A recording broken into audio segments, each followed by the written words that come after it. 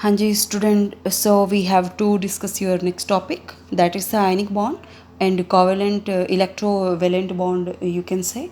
ठीक है, यहाँ पे हम कंप्लीट डिस्क्राइब करेंगे आयनिक बॉन्ड एक्चुअल में होता क्या है, कौन कौन से फैक्टर हैं जो एनहांस करते हैं फॉर्मेशन ऑफ आयनिक बॉन्ड को, जो गवर्न करते हैं, अफेक्ट करते हैं। ठीक है, कुछ भी आप बोल सकते हो। एंड जो जर्नल कैरेक्टरिस्टिक होती है आयनिक कंपाउंड की, वो आपके पास क्या क्या होती है। ठीक है, मीन्स कंप्लीट आयनिक जो वर्ड है ना, उसको हम कंप्लीट डिस्क्राइब कर देंगे यहाँ पे। ठीक है, अब मैंने आपको लास्ट वीडियो में मैंने आपको बताया था कि आयनिक बॉन्ड आपका कैसे बनता है। आयनिक बॉन्ड आपका बनता है जब एक एटम से इलेक्ट्रॉन कंप्लीटली ट्रांसफ़र हो जाता है टुवर्ड्स द सेकेंड एटम, तो वहाँ पे जो बॉन्ड फॉर्मेशन होती है that is known as the ionic bond. ठीक है, ये ट्रांसफ़र क्यों होगा? ये ट्रांसफ़र होगा टू कंप्लीट द ऑक्टेट, जो आउटर मोस्ट ऑर्बिट है, जो ऑक्टेट है, उसको कंप्लीट करने के लिए ही ट्रांसफ़र होता है, ताकि जो आपके पास एटम है सेकेंड एटम वो भी क्या हो सके, स्टेबल हो सके। ठीक है, और जो उनकी जो इलेक्ट्रॉनिक कॉन्फ़िगरेशन है वो अपनी नियरेस्ट नोबल गैसेस के इक्वल हो सके, उसके सेम हो सके, वो जर्नल आप बोल देते हो, वो आपका क्या होता है, आयनिक बॉन्ड होता है। ठीक है, मीन्स आप क्या बोलोगे, when a bond is formed by the complete transfer of electron from one atom to another atom so as to complete their outermost orbit by acquiring 8 electron and to attain the stable nearest noble gas configuration. ठीक है, the bond formed is known as the ionic bond. ठीक है, अब कैसे बनता है वो थोड़ा सा एक जर्नल एग्जांपल से मैं आपको बताती हूँ। सबसे फर्स्ट थी एटम, हमें पता है एटम लाइक ए एटम को एग्जांपल हम लेते हैं, ए एटम आपके पास है। एटम तो आपके इलेक्ट्रिकली न्यूट्रल होते हैं। न्यूट्रल का मीनिंग क्या, मीन्स उनमें सेम नंबर ऑफ प्रोटॉन होंगे और सेम नंबर ऑफ इलेक्ट्रॉन होंगे। ठीक है, जब आपके पास एटम इलेक्ट्रॉन को लूज़ करता है तब उस पर कौन सा चार्ज आ जाता है, पॉजिटिव चार्ज आ जाता है। कहने का मीनिंग है कि जो नंबर ऑफ प्रोटॉन है वो क्या हो जाएंगे, ज़्यादा, इलेक्ट्रॉन एक क्या हो जाता है, कम। मीन्स ए एटम है, ए ने क्या किया, ए ने इलेक्ट्रॉन को लॉस कर दिया, इलेक्ट्रॉन तो निकल गया, इस पर कौन सा चार्ज आ गया, पॉजिटिव। प्रोटॉन तो सेम ही रहेंगे बट जो इलेक्ट्रॉन है वो क्या हो गया, एक कम हो गया। ठीक है, बट ऐसा भी तो होता है बहुत केसेस में, लाइक बी एटम आपके पास प्रेजेंट है, इसने क्या किया, इसने इलेक्ट्रॉन को गेन कर लिया, मीन्स बी नेगेटिव, इसने बी नेगेटिव की फॉर्मेशन कर दी। मीन्स यहाँ पे क्या हुए, नंबर ऑफ इलेक्ट्रॉन क्या हुए, इंक्रीज हो गया, बट जो प्रोटॉन है वो क्या रहे, सेम हुए। ठीक है, अब ये जो दो अपोजिट चार्ज हैं ये एक दूसरे को अट्रैक्ट करते हैं by electrostatic force of attraction. Electrostatic force क्या होती है, जो आपकी चार्जेस या यू कैन से आयंस के बीच में एग्जिस्ट करती है। इनकी फोर्स ऑफ अट्रैक्शन, इनमें इलेक्ट्रोस्टैटिक फोर्स ऑफ अट्रैक्शन लगाई एक दूसरे पे। यहाँ पे इन्होंने फोर्स को हमने यहाँ पे नाम दे दिया, जो बॉन्ड इन्होंने बनाया that is known as the A B. ये जो बॉन्ड बना इसको आपने नाम दे दिया आयनिक बॉन्ड। आई होप ये कंसेप्ट आपको समझ आ गया होगा। एक एग्जांपल से मैं आपको कराती हूँ यहाँ पे। फॉर एग्जांपल आप NaCl की फॉर्मेशन करते हो, फॉर्मेशन ऑफ सोडियम क्लोराइड। ठीक है, सबसे फर्स्ट हम डिस्कस करते हैं सोडियम को। एटॉमिक नंबर आपको पता है क्या होता है, 11। इलेक्ट्रॉनिक कॉन्फ़िगरेशन आप जर्नली जो आप 10th में करते थे 281 ऐसे शो करते हो, या हमने सेकेंड यूनिट में की थी 1s2 2s2 2p6 3s1 281। ठीक है, अब क्या है, अब सोडियम है, हम आउटर मोस्ट इलेक्ट्रॉन को शो करेंगे 1। ठीक है, इलेक्ट्रॉनिक कॉन्फ़िगरेशन 281 थी, इसने इलेक्ट्रॉन को लूज़ कर दिया, क्या बनाया, Na पॉजिटिव 28, मीन्स ये स्टेबल हो गया 28। इसका ऑक्टेट कंप्लीट, मीन्स इसके पास एक इलेक्ट्रॉन ज़्यादा था तब इसने लूज़ करके क्या किया, खुद के टाइम में कन्वर्ट हो गया। ठीक है, ऑन द अदर हैंड हम क्या करते हैं, यहाँ पे Cl को डिस्कस करते हैं।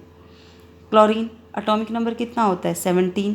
इलेक्ट्रॉनिक कॉन्फ़िगरेशन 287 10th के हिसाब से। ठीक है, मीन्स अब इसमें देखो आउटर मोस्ट शेल में एक इलेक्ट्रॉन 8 होने चाहिए थे, बट यहाँ पे क्या है, एक कम है। मीन्स इसको स्टेबल होने के लिए एक इलेक्ट्रॉन की रिक्वायरमेंट होती है अपना ऑक्टेट कंप्लीट करने के लिए। तो ये क्या करेगा, जो सोडियम है उसने इलेक्ट्रॉन जो लूज़ किया है उससे अपना क्या करेगा, इलेक्ट्रॉन को गेन कर लेगा। ठीक है, एंड क्या बना दिया इसने, Cl नेगेटिव। ये इलेक्ट्रॉनिक कॉन्फ़िगरेशन 288 मैंने अभी लास्ट वीडियो में आपको बताया था किसके इक्वल हो गई, आर्गन के इक्वल हो गई। ठीक है, मीन्स इसमें इस प्रोसेस में क्या हुआ, क्लोरीन किस में कन्वर्ट हो गया, क्लोराइड आयन में कन्वर्ट हो गया। ठीक है, अब क्या होगा, अब जो ये दोनों आयन्स हैं ये आपस में कंबाइन करेंगे। कंबाइन करेंगे क्या बनाएंगे, Na पॉजिटिव Cl नेगेटिव। इन्होंने क्या बना दिया, इन्होंने बना दिया कंपाउंड, जिसको हम क्या बोलेंगे, आयनिक कंपाउंड। बट ये आपने दिखाया 2 स्टेप में है, फर्स्ट स्टेप में ये, सेकंड स्टेप में ये, बट एक्चुअल में क्या हुआ है, एक्चुअल में सोडियम ने अपने एक इलेक्ट्रॉन किसको ट्रांसफ़र किया है, Cl को, क्लोरीन को। तो यही मैंने बोला है कि आयनिक बॉन्ड क्या होता है, the bond which is form by the complete transfer of electron from one atom to another atom to complete their outermost orbit by acquiring 8 electron या to complete their octet। ठीक है, जो bond बनता है वो आपका क्या बनता है, आयनिक bond. I hope you all get it. ठीक है, उसके बाद आपका जो नेक्स्ट कंसेप्ट है, जो मोस्ट इम्पॉर्टेंट चीज़ है कि कौन कौन से ऐसे फैक्टर्स होते हैं जो एनहांस करते हैं आयनिक बॉन्ड की फॉर्मेशन को। ठीक है, यहाँ पे मैं आपको यहीं पे आपको एक चीज़ और बता देती हूँ। यहीं पे देखो, जो ये हमने यहाँ पे शो किया है, इसको हम ऐसे भी शो कर सकते हैं। एक बार देखो, वहाँ से फिर मैं आपको 2-3 चीज़ें हैं जो इम्पोर्टेंट चीज़ें मैं आपको बताऊँगी। Na प्लस Cl, आप यहाँ पे बता दोगे Na positive Cl negative, means ये हुआ 2-8, ये हो गया 2-8-8, दोनों के octet complete. This is 2-8-7 and ये आपका क्या था, 2-8-1 था। ठीक है, अब यहाँ से जो चीज़ें मैंने आपको बतानी है वो समझो। इनके बीच में कौन सा बॉन्ड बना, आयनिक बॉन्ड या इलेक्ट्रॉन वैलेंट बॉन्ड। जो ये आयनिक बॉन्ड की फॉर्मेशन हुई, जो नंबर ऑफ इलेक्ट्रॉन गेन और लॉस जो भी हुआ during the formation of ionic bond, उसको आप बोलते हो इलेक्ट्रोवैलेंसी। इलेक्ट्रोवैलेंसी समझ आई क्या होती है। इलेक्ट्रोवैलेंसी आपके पास होती है कि the number of electron gain और लॉस दोनों इक्वल ही होंगे। ठीक है, वो आपके पास किसको रिप्रेजेंट करेंगे, इलेक्ट्रोवैलेंसी को। या यू कैन से वैलेंसी किसके इक्वल होती है, जितना आयन के ऊपर चार्ज होता है। कैटायन है, इसके ऊपर एक पॉजिटिव चार्ज है, एनायन है, इसके ऊपर एक नेगेटिव चार्ज है, दोनों चार्ज सेम, तो ये आपका किसको रिप्रेजेंट करेंगे, इलेक्ट्रोवैलेंसी या यू कैन से वैलेंसी। ठीक है, एंड आपको पता है इलेक्ट्रोस्टैटिक फील्ड है वो नॉन डायरेक्शनल नेचर का होता है। मीन्स हर पॉजिटिव चार्ज है ना, वो नेगेटिव चार्ज को अपनी तरफ क्या करता है, अट्रैक्ट करता है। ठीक है, जैसे फॉर एग्जांपल मैं आपको बता देती हूँ कि जैसे सोडियम है, Na पॉजिटिव या Cl नेगेटिव जब भी बनता है तो सोडियम के अराउंड 6 Cl नेगेटिव आयंस जुड़े होते हैं। आपका जो Cl है वो 6 सोडियम आयन से सराउंडेड होता है। तो जो ये 6 नंबर है ये क्या रिप्रेजेंट करेगा, कोऑर्डिनेशन नंबर को। कोऑर्डिनेशन नंबर क्या होता है, कोऑर्डिनेशन नंबर किसी भी आयन का आप कैसे डिफाइन करोगे, the number of oppositely charged ions present nearest the that particular ion is known as the coordination number. ठीक है, अब आ जाओ आपके नेक्स्ट कंसेप्ट पे, दैट इज़ द फैक्टर्स जो गवर्न करेंगे फॉर्मेशन ऑफ आयनिक बॉन्ड को। अब देखो यहाँ पे सबसे फर्स्टली हमने क्या किया था, इलेक्ट्रॉन को लॉस कराया। ठीक है, फिर इलेक्ट्रॉन गेन हुआ, फिर इनके बीच में कॉम्बिनेशन हुआ। तो 3 स्टेप में आपकी जो रिएक्शन है वो कंप्लीट हुई। थर्ड यूनिट में जो मैंने आपको बोला था, इस यूनिट को ध्यान से समझना, सिर्फ रटने की बजाय इसको समझने पे ध्यान देना। तो फर्स्ट कंसेप्ट आपने क्या किया यहाँ पे, Na को कन्वर्ट किया, Na positive plus electron, energy की रिक्वायरमेंट होगी ना, इलेक्ट्रॉन को लॉस किया है हमने। तो फर्स्ट जो फैक्टर है जो आपका गवर्न करता है फॉर्मेशन ऑफ आयनिक बॉन्ड को, that is the ionization energy you can say, या एंथैल्पी बोलो, एक ही बात। Formation of positive charge by loss of electron, ionization concept, ionization enthalpy concept आता है, वहाँ पे क्या होती है, it is the energy required to remove electron from the outermost shell of the isolated gaseous atom, ठीक है, to convert into a positive ion, ठीक है। अब यहाँ पे देखो आयनाइजेशन एंथैल्पी, अब दो एग्जांपल मैं देती हूँ। सोडियम हमने लिया, इसकी आयनाइजेशन एंथैल्पी होगी भाई 495 किलो जूल पर मोल। एक एग्जांपल हमने यहाँ पे ले लिया आपका मैग्नीशियम का, Mg है, गैसियस फेज में ही होते हैं। इसने Mg पॉजिटिव बना plus electron, 743 kilo joule per mole. एक इलेक्ट्रॉन को लूज़ करने में इतनी एनर्जी की रिक्वायरमेंट हुई। Mg2 पॉजिटिव आपका स्टेबल होता है। Mg पॉजिटिव से इलेक्ट्रॉन लॉस करने के लिए, Mg2 पॉजिटिव और इलेक्ट्रॉन लॉस हमने जब किया है, उसके लिए आपको एनर्जी की रिक्वायरमेंट होती है, बहुत ज़्यादा होती है, अप्रॉक्स 2000 केल्विन के अप्रॉक्स, कुछ इतने, ठीक है, मीन्स वेरी हाई अमाउंट होती है। तो अब देखो यहाँ से एक चीज़ समझो, आयनाइजेशन एंथैल्पी गवर्न करती है फॉर्मेशन ऑफ आयनिक बॉन्ड को। अब यहाँ पे देखो हमने कैटायन बनाना है, क्योंकि फर्स्ट कंडीशन यही है आयनिक बॉन्ड की फॉर्मेशन में, जितनी कम एनर्जी हम देंगे या जितनी कम एनर्जी हमें देनी पड़ेगी, उतना ही ईजिली आपका जो आयन है, कैटायन है, वो बनेगा। तो जिस भी आपके एलिमेंट में, जिस भी आपके एटम में आयनाइजेशन एंथैल्पी की जो वैल्यू है वो कम होती है, मीन्स उसके बनने की, उसका कैटायन बनने की पॉसिबिलिटी क्या होती है, ज़्यादा होती है। कैटायन बनने की पॉसिबिलिटी ज़्यादा होगी तो मीन्स आयनिक बॉन्ड की फॉर्मेशन के चांस भी क्या होंगे, ज़्यादा होंगे। तो इस चीज़ को, ये कंसेप्ट मैंने आपको बताना था। आयनाइजेशन एंथैल्पी की वैल्यू जितनी कम होगी, आयनिक बॉन्ड की जो फॉर्मेशन है, आयनिक बॉन्ड फॉर्मेशन, वो उतनी ही उसकी कंडीशन क्या होंगी, मैक्सिमम होंगी, ग्रेटर चांस होंगे, ठीक है। एग्जाम्पल से मैंने आपको बता दिया है।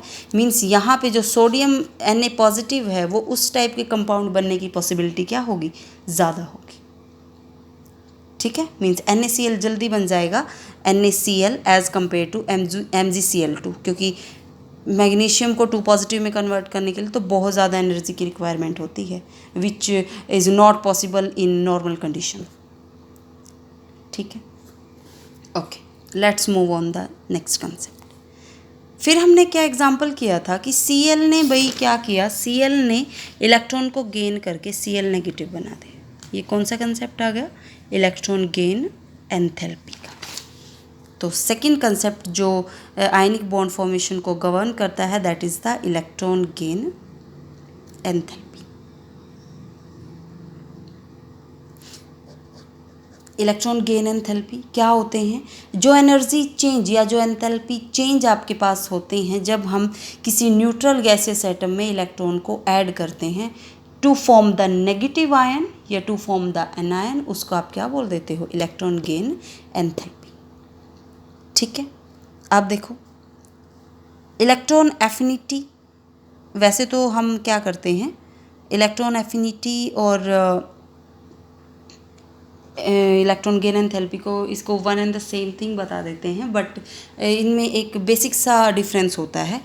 इलेक्ट्रॉन गेन एंथैल्पी आपका चेंज इन एंथैल्पी होता है, ठीक है, बट इलेक्ट्रॉन एफिनिटी ये एक प्रॉपर्टी होती है टू अट्रैक्ट इलेक्ट्रॉन, ठीक है। तो यहाँ पे affinity means it is loving nature towards electron you can say, ठीक है। बट यहाँ पे आपको एंथैल्पी चेंजेस, एंथैल्पी की फॉर्म में करोगे तो इलेक्ट्रॉन गेन एंथैल्पी।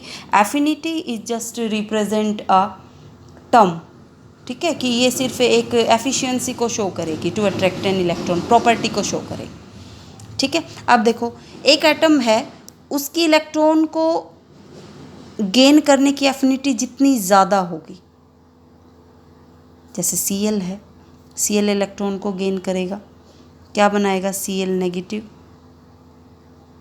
एनर्जी क्या हुई वहाँ से रिलीज, मीन्स इलेक्ट्रॉन एफिनिटी या इलेक्ट्रॉन जो गेन एंथैल्पी है उसकी वैल्यू क्या हुई आपके पास 348 किलो जूल पर मोल। कंफ्यूज होने की ज़रूरत नहीं है, दोनों चीज़ों को हम एक बोल सकते हैं, बट बेसिक डिफरेंस जो होता है वो मैंने आपको बता दिया। यहाँ से क्या पता लगा, एटम की जितनी ज़्यादा एफिनिटी होगी उतनी ही ज़्यादा एनर्जी रिलीज होगी, जितनी ज़्यादा एनर्जी रिलीज होगी उतना ही जो स्टेबल है वो क्या बनेगा, नेगेटिव आयन, उतना ही स्टेबल क्या बनेगा, एनायन, ठीक है। तो ये चीज़ आपको पता होनी चाहिए। अब इसी का मैं आपको एक एग्जांपल और बता देती हूँ यहाँ पे। जैसे हम ऑक्सीजन का केस हम लेते हैं, ऑक्सीजन है, एक इलेक्ट्रॉन ऐड किया, ओ नेगेटिव बना, इलेक्ट्रॉन एफिनिटी की वैल्यू क्या हुई 142 किलो जूल पर मोल। यहाँ से एनर्जी, यहाँ पे सॉरी जो एनर्जी है वो आपने, ठीक है, वो आपने ये रिलीज़ हुई है, ठीक है। यहाँ पे क्या हुआ है, यहाँ पे आपने जो एनर्जी है वो देनी मतलब you have to give energy, ठीक है। अब क्या हुआ, ओ नेगेटिव में आप इलेक्ट्रॉन ऐड करते हो, यहाँ पे O2 नेगेटिव, नेगेटिव में नेगेटिव ऐड करोगे, रिपल्शन होगी, एनर्जी की वैल्यू नेगेटिव होगी, मीन्स वहाँ से हाई अमाउंट ऑफ एनर्जी क्या होगी, रिलीज होगी। टोटल एफिनिटी क्या होगी, यहाँ पे दोनों को प्लस करेंगे तो वो आपकी निकल के आई total, means -551 kilo joule per मोल।